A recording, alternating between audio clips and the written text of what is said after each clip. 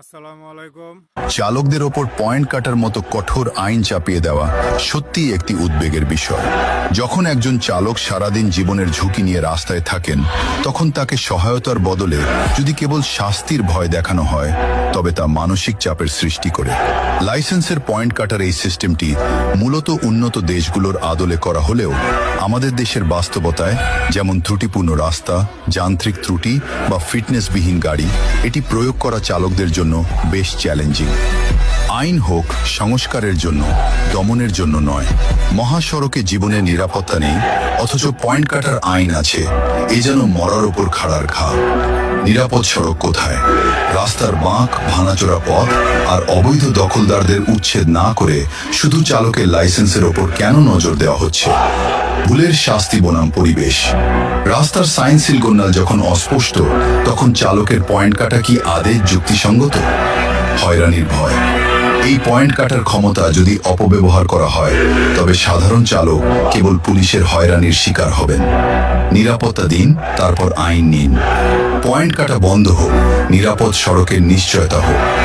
শ্রমিক মারার আইন নয়, চালকের জীবন রক্ষা হয় এমন আইন চাই। রাস্তা ঠিক নাই, নিরাপত্তা নাই, পয়েন্ট কাটার বিচার চাই। কিছু বাস্তব দাবি যা তোলা জরুরি। আইনের স্বচ্ছতা।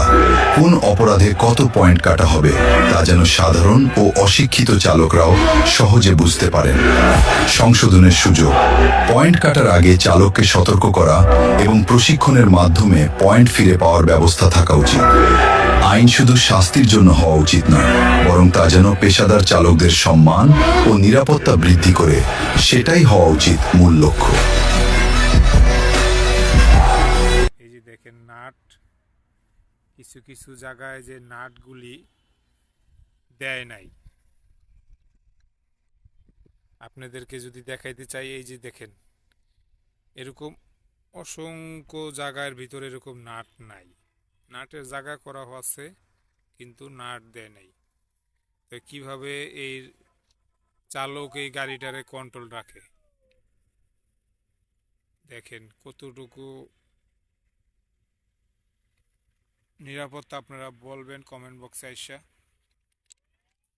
দেখেন বিষয়টা আমার চোখে পড়লো যে এখানে অনেক মানুষের যাতায়াত, কিন্তু সেই তুলনায় এই রাস্তাটি করা কতটুকু সঠিক আছে আপনারা বলে যাবেন।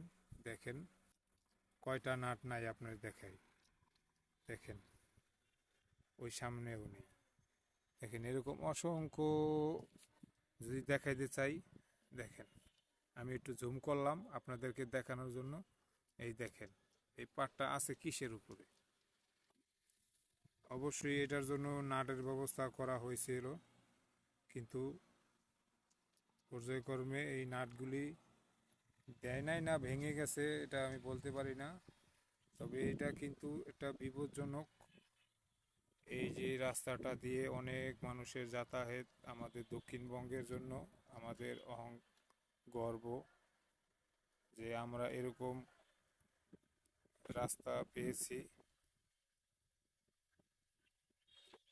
দেখেন সকলে ভালো থাকবেন। আসসালামু আলাইকুম।